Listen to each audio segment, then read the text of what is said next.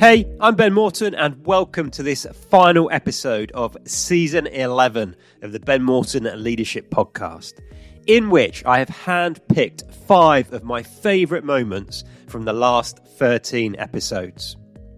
These end-of-season highlight episodes allow me to expand upon the original conversations, adding even more insight, depth and flavour to help you on your leadership journey. But before we get into the 5 clips that I have for you today, I've got some big news about the future of the podcast. So, this show started as a lockdown project back in late 2020. Now I've recorded over 174 main guest interview episodes. There's at least the same number of shorts. And this year, we've also added in the Leaders Kit Bag episodes. I've absolutely loved producing the podcast, providing information and insights to help you be a better leader. And it's been a genuine privilege to have some amazing conversations with some incredible leaders, MDs, CEOs, and some of the absolute leading thought leaders from around the globe in leadership and neuroscience, psychology, you name it. I've had the pleasure and privilege of speaking to them on this show. And it's time to take a break. This will be the last full-length episode that I record and share with you for the foreseeable future. The Leaders Kit Bag episodes are going to continue, those 6-minute bite-sized episodes where I'm featuring on one specific aspect of leadership and very much giving you some tools, tips and tactics. They are going to continue as normal, as will the shorts. I'm going to keep sharing a short every week, which if you're new to the show, they are just a little 3 to 4 minute clip. Again, one of my favorite clips taken out of some of the longer form interview episodes I do. So both of those will continue, the Leaders Kit Bag and the shorts, but these full-length interview episodes are going to pause for the time being. It's likely the show will return in some format in January 2025, but that is all to be decided. There's lots of new and different ideas for the future of the podcast that my team and I are currently mulling over. So if you want to make sure that you hear when we are launching the show again, there are 2 things that you can do. Wherever you happen to be listening, you can click on the follow or subscribe button. That way you'll continue getting notifications about the Leaders Kit Bag and the shorts, but you'll also get notified when the main episodes return. And the other thing you can do to stay in the loop and up to date is sign up for my 2 weekly email newsletter. If you do that, you'll definitely find out what is new and happening with the podcast as and when we make these decisions. You can do that by heading over to ben-morton.com, and the sign-up links are very easy to find. So that's the announcement out of the way. Let's dive into the first of my 5 favourite clips from the past season of the show. The first one is talking about the very best way to get promoted. And this clip comes from my interview with Andy Lightfoot, the CEO of Space NK, from episode 166. Andy shares how he really stumbled upon his winning formula for getting promoted, which is the exact opposite of what 99% of people do when they're trying to get promoted. Here's the clip. So the really senior guys would get in a room and go, oh yeah, I've heard of Andy. He's done some good stuff. Yeah, he gets my vote. And it would be almost a sort of old boys club blackball system. So what they purportedly was and what it really was. And if you assume that that's how promotions happen in any company you're in, then if it's better than that, then you'll be all right if you act with that mindset. How I reacted to that was, right, how do I get in front of, how do I brown nose the right person, right? Say it how it is. How do I brown nose the right person? How do I get in front of that VP and impress him with some project? So I'm going to pick my project based on what they're involved with, or not my interests, not what I'm good at, not my passion. So you're working yourself pretty thin, trying to cover off and impress all of these people who don't even know you're trying to impress them. They don't know, or they certainly pretend not to know. They don't really care because they're looking across the whole organization. Also, there's a bit of, they've had to go through the process. So there's a bit of that, well, it was tough for me, so I'm going to make it tough for you attitude as well, layered on. Now, the change for me was when I flipped it and I said, well, what if I don't be that person? What if I become the person that can get the person beneath me promoted? So I become the conduit, right? So there's all these blocks that exist within this organization. It's super hard. And I had to go through the process, I think, 3 times, which means 3 years. There's only one time a year. So this is pretty punitive. Someone says no, some manager that you didn't impress in the right way, you've got to wait a year. So having been through it and, well, failed it twice, succeeded the third time, I had a pretty clear blueprint of what you needed to do. So I just made it really transparent for teams. And I became, like, if you want to get promoted, go and work for Andy. He's in a pretty tough department, and you're going to have a year working hard. You'll get the outcome. And that reflected incredibly well on me above. So instead of thinking, well, how am I going to impress the teams above? It was completely reversing it and saying, well, let me make this easier for the people trying to come through. Let me forge a path that others can follow. And actually, that massively benefited me. And I can genuinely say that isn't why I did it. I didn't do it going, I've got this master plan. That will make me look good. It was like, this is a really tough process. And there's some really good people. That's one way I could try and make it tangible for people listening of, yes, I can give all the hypothetical advice, but actually, doing something for others reflects really, really well on you. Even, whether it comes from the right place or not, doesn't matter. If you now go away and do that because you think it will get you a promotion, that's also fine. But, do it genuinely, do it properly, help people beneath you. That is more noticed than any project you can do of some guy that you've got to impress in another department. Yeah, and building on what you've said there, it strikes me that the approach you found, the probability of getting a promotion as a result of doing that is got to be more than 50-50. It also strikes me the old approach of who do I need to impress? How do I brown nose them? It strikes me that at best, that's probably 50-50, because in trying to impress those people and taking on the projects that maybe don't suit your strengths or passions, you're not going to be playing at your best. I absolutely loved that clip from Andy Lightfoot, mainly because when you actually pause to think about it, what he said there is so obvious. We've all probably seen or maybe worked for those leaders who are just all about self-promotion. I certainly have, and I know how I felt working for those leaders, and I know how inclined I was to work hard for them, which wasn't very inclined at all. Right? But it is so obvious, as I say. If you look after your team, then your team will absolutely look after you. But the opposite is true. If you are just looking out for yourself, then you will very quickly find that no one is looking out for you. Interesting food for thought. Okay, the next clip I've picked for you from season 11 comes from episode 167 and my interview with Erica Sinner, the CEO and co-founder at Directory. Now, what you're about to hear emerged as a real theme in season 11, and that is this topic of empathy or empathetic leadership. So here's the clip. Have a listen. Great.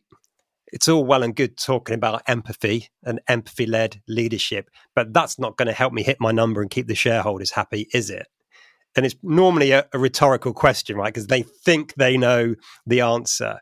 Like, based on your experience, what you're trying to create and build, and the messages you're sharing right now, what would you say to those people? I would say it is clear to me that their leadership has let them down multiple times, and that they haven't been a part of a culture where it is truly a culture driven by empathy. I think a lot of companies can believe empathy is, let's do some work happy hours, let's do a gift exchange, let's do a secret Santa for the holidays. And to me, culture really is how your employees are feeling on Sunday night. And that is measured through the one-on-ones and the conversations that you're having and how open they feel to talk to you about when they are struggling, when they need help, when they're overwhelmed, but also to appreciate the moments to know, hey, we have a light week this week. I understand your daughter has a recital on Thursday. You should head out and go try to catch that, and we'll get back together on Friday. And so now you're starting to really build trust with them and helping them see that you see them as more than just an employee, but you've also, in the hard times, rolled up your own sleeves to say, how can we help? Either me help you, or let's get other team members to help you. And when you really start to act like a team, and I imagine you feel this in the military too, right? When you know each other have your backs, that you can count on each other, then the question in my mind doesn't even come up in terms of how am I going to hit my numbers with all of this empathy discussion. It's more of, gosh, I don't know how I would have met all of my numbers as well as enjoyed my family, took that family vacation, right? There's going to be busy times. There's going to be times when we're overwhelmed, and that's life and that's work. And that happens both in professional and personal lives. But when you really do operate as a team and you take a moment day to day to live these practices, to me, it feels like this is why I feel like culture cannot just be a buzzword. It is critical to the success of the organization, to meeting your numbers, to accomplishing your deliverables. So there was so much that I loved about that whole episode. So do go and check out the full episode. But even that tiny little clip that I shared with you has got so much gold within it. The piece around how empathy really can help you hit your numbers and build a high-performing team was fascinating for me. And it's often not what people expect. I think empathy can be seen as the opposite of strong leadership, or almost not compatible with effective leadership. But as Erica highlighted there, and is proving day in, day out in her business, that is simply not true. But the bit I really loved from that clip was how Erica spoke about and described culture, i.e., how do your people feel on a Sunday night as they start thinking about going to work on Monday morning? So a little question for you to ponder here. How do your people feel on Sunday night before going to work? Do you know how they feel? Do you care? And so what? Okay, next clip I have for you is an absolute cracker. This is from episode 169 and my interview with Kate Williams, the CEO at the incredible organization 1% for the Planet. Here's the clip I've got for you.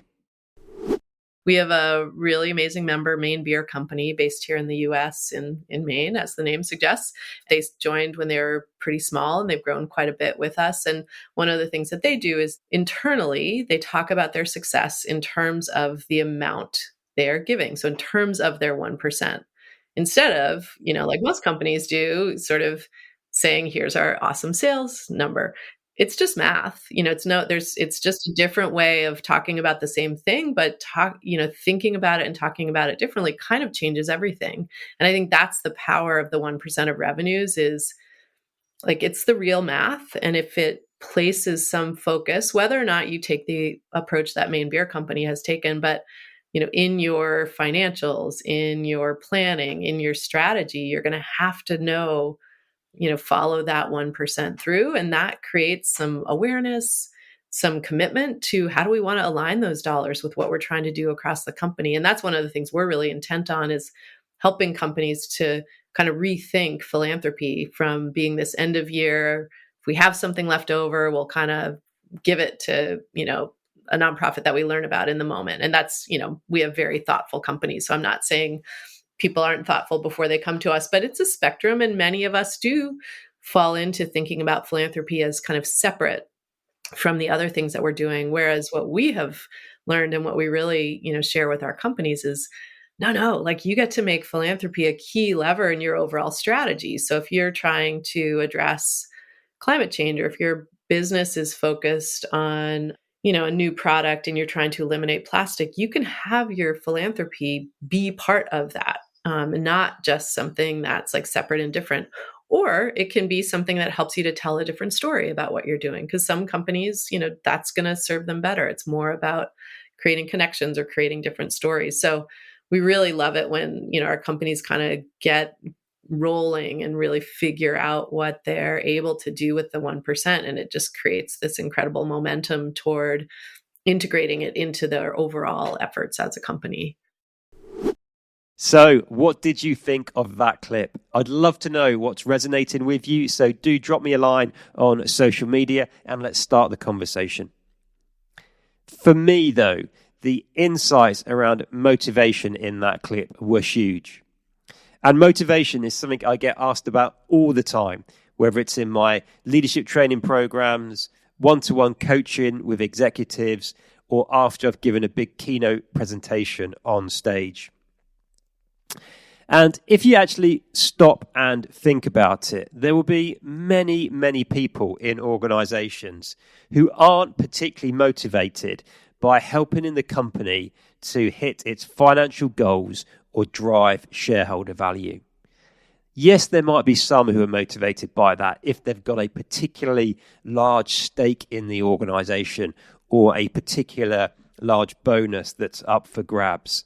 But even then, not everybody is motivated by a financial bonus, right? But if you have got people working for you who care about the planet and their local community, and they realize that the more successful the company is, then the more it's going to give to those sorts of charities, then wow, that is an incredibly powerful motivator. And suddenly you've got this massive upstream lever that you can pull and adjust to massively increase the motivation of the people in your organization. So not only are you doing good for the planet by becoming a 1% for the planet member, as I am, but you're also driving profitability within your organization. Okay, so we're on to the next clip I've got for you. And this one is from episode 174. And it's my interview with Kate Sikora, the UK Managing Director of Noble Studios.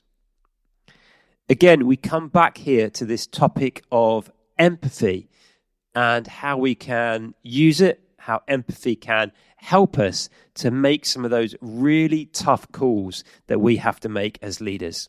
Here's the clip.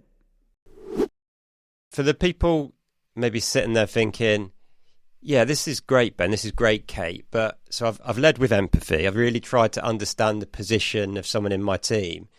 And what I've heard is their position is the complete opposite of mine. Like, then what? What do you do then when you've really tried to understand their perspective, but they just see things completely different and what they think is the right direction is completely different to yours? Then what do or did you do? Well, I think then it's a culture. Then you're talking different things, I think, at that point. Then you kind of have to remove the emotion and the empathy from it and just decide whether or not that person's the right fit, right culture, right thing. Do they have the same values as you? Because assuming you've built values under your business and you've got business values that you hold true, most of the time you should all be rowing in the same direction. If there's going to be nuances to that, there always is, but for the most part, I would expect that you would all be heading relatively in the same direction. There wouldn't be anything major. When I hear that, I immediately go to a place of, are they the right person and in the right seat? If they're the right person, they might be in the wrong seat, or maybe they're not the right person at all. And you just need to straight analyze that and decide whether or not they're the right fit. Because that sounds also like a distraction. If somebody's taken that much of your time, they are also taking a valuable time from you that maybe shouldn't. That it's just, if it's too hard, it's not working. I don't know if you've read Traction. We do Traction at our agency, not not to, we don't do it religiously, I suppose, but we do a lot of the methodologies in there, and the people analyzer tool's actually been really handy in those moments of as I say, conflict or tension, where it's something that's been going on for too long. Like it sounds like that one, I know it was a hypothetical example, but it's been going on for too long and you're really still not on the same page, and you're not, necessarily ever going to get there sitting down and just doing the people analyzer tool and applying it to that one individual helps create clarity, because the chances are if they are probably feeling like it isn't the right thing either in that moment as well. Do you know, I'm really glad we landed on that question. It's good to hear your take, because I think empathy is something that's being spoken about much more these days in leadership. Over the past few months, I've had a lot of conversations about it on the podcast. But I think there is still a percentage of leaders and people out there who hear the word empathy and think soft. It's all very, very nice. It's perhaps too much about the people, not enough about the business and the numbers. But it's really nice that hearing you sort of answer that question, leading with empathy and coming from that place doesn't mean you can't still make tough decisions, right, about people. But what it does mean, I guess, is, and then when you have to make those tough decisions and have tough conversations, you can still have them with empathy and see the human being in front of you rather than being quite brutal about it. Yeah, exactly. I mean, we're not always going to be the best fit. You're not going to always make the right hiring decision. You're not always going to, but so long as you can lead with empathy in that moment and create a plan that's empathetic, but act in a way that's going to have empathy for the rest of the business and everybody else that's on that, in your world, and in your business, that thinking about it that way as well, you don't have to just have empathy for that person in that moment. Have empathy for everybody else that you're also, growing and nurturing and leading, essentially. There you have it. Another clip that brings us back to this topic of empathy and empathetic leadership. As I said earlier, empathy can be looked at by some as a synonym for weakness or being soft when it comes to leadership, but it's absolutely not. Empathy and strong leadership aren't incompatible. Rather, they can and should be thought of as two sides of the same coin, as that conversation and clip with Kate Sikora has just shown. If we are going to have to let somebody go from our team or organisation, perhaps because they are not performing in terms of their deliverables, what they're paid to do, or maybe it's because of their attitudes and behaviour, we can still do that in a way that demonstrates empathy and sees the human being that's in front of us. Because no matter what's going on, I really do think it is very, very, very rare that somebody comes to work each day actively trying to be difficult or disruptive or a pain in the arse, if we're going to use that phrase. For very few people, that's just not their intention. So if somebody isn't performing, or if their behaviour is significantly off base or at odds with those that we expect in the organisation, there must be something somewhere that is going on that's causing them to react in that way. We might have an idea what that is. We might have no idea. So we really can, and I believe should, still look to have those really tough conversations that we sometimes need to have with people in an empathetic way, where we do see the human being that's in front of us. Because as I always say, and this goes to the very heart of what I believe it means to be a leader, is that every single person we lead, the good people and the less good people, every single person we lead is the most important person in the world to somebody else. And how we act, what we say, what we do, how we behave doesn't just affect them Monday to Friday, 9 till 5. It has an impact on how they are when they go home. So we should always try our best to lead from a place of empathy. And to Kate's point there, like, if we are failing to tackle those difficult conversations, which, let's face it, many of us do from time to time, then what empathy is that demonstrating for the rest of the organization or the rest of the people in our team? By ignoring the poor performance, ignoring somebody who's not hitting their numbers, their objectives, then what's that doing to the rest of the team or the organization? It's probably putting more pressure on them. If we're ignoring poor attitude or behavior in somebody, what is that doing to the rest of the team? It's probably making their life more difficult and uncomfortable. And actually, it's starting to lower the overall standards across the organization. So by not acting, we are not having empathy for everybody else. So hopefully you're starting to see empathy, taking an empathetic approach to leadership, isn't about being soft. Actually, it's about being tough. And now for the final episode in this end of season finale, which comes from episode 170 and my interview with Jeff Webster, the co-founder at Hunter and Gather Foods. Now, this clip is on a completely different theme, but it's one that I get asked a lot and I often wrestle with, which is really, how do you decide when to keep going and when to quit? Now, that could be keep going with a business idea, keep going with a particular project that you really believe in, versus when to call it a day. Here's the clip. It's that intuition piece that comes with the attributes of an entrepreneur or business owner. You develop this intuition, this gut feeling. Does it pass the sniff test? You look out for these signals. I'm not sure you can put it onto paper. It's not a formula. Yeah. We live in such a way that everyone expects a formulaic response to be able to do it, a checkbox of doing something. But I think that's part of the magic, the magic combination or magic formula that makes up the attribute set of people like us who run businesses or lead businesses. I don't have a good answer.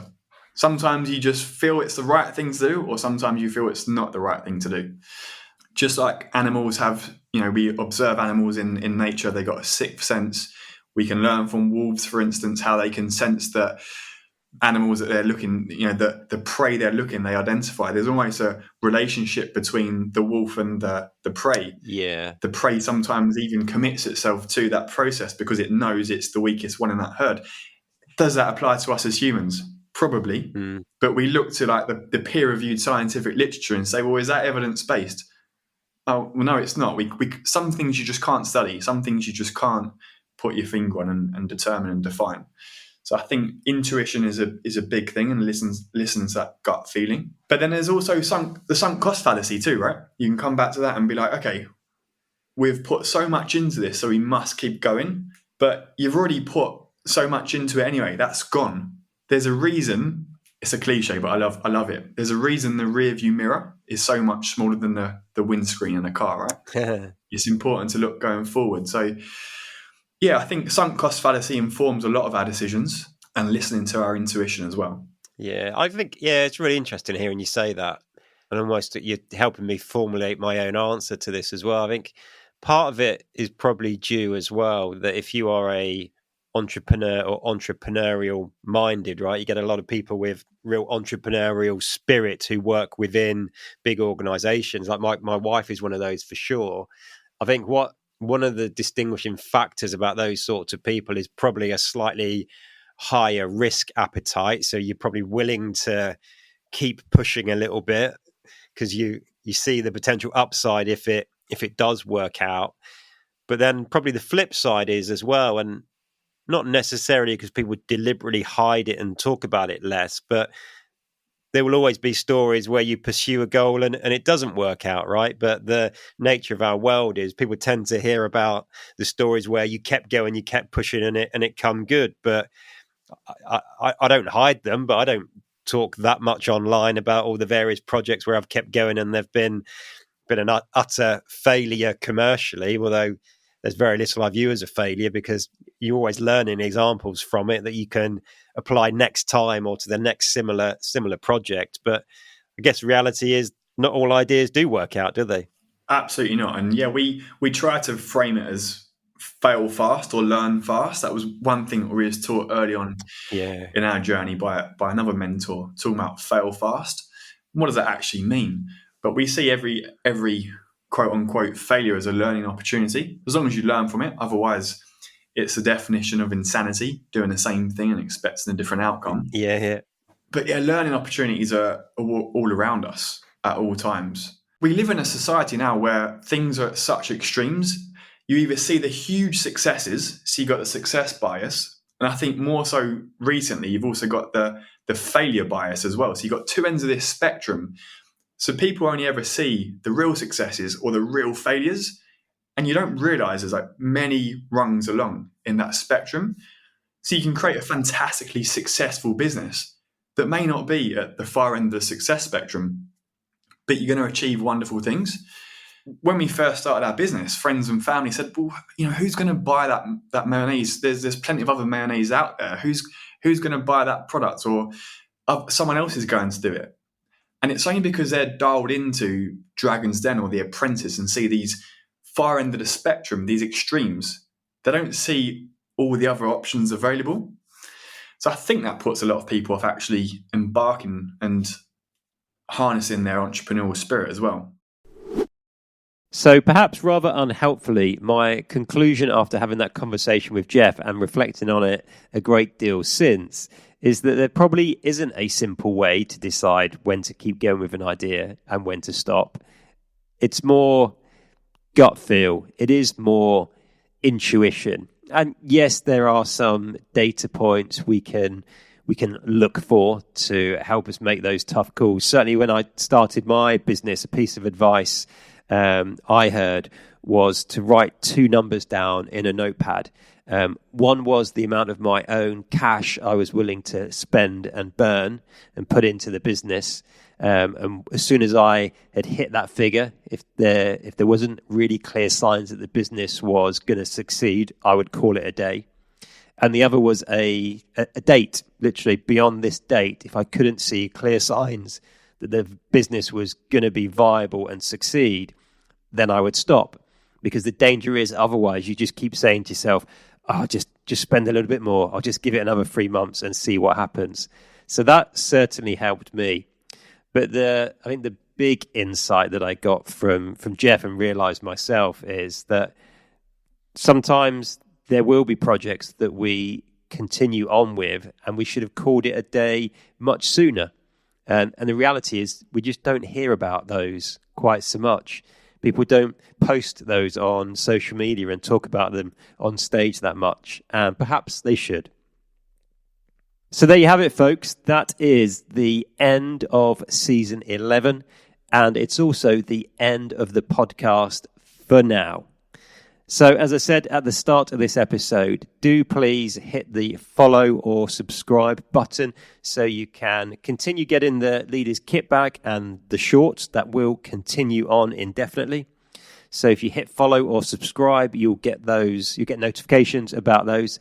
And do also head over to my website at ben-morton.com, where you can sign up for that newsletter that I mentioned at the start of this episode and get heaps of other free leadership resources to help you on your journey. Other than that, if you are looking for some leadership training, an executive coach, or somebody to speak at your next conference or event, do please get in touch. I'd love to be of service, and you can contact me directly at chat@ben-morton.com. That's it for now. Thanks for listening to the show for however long you've been listening. I really appreciate it. Look after yourself. Look after those you've got the privilege and responsibility to lead. And until next time, lead on.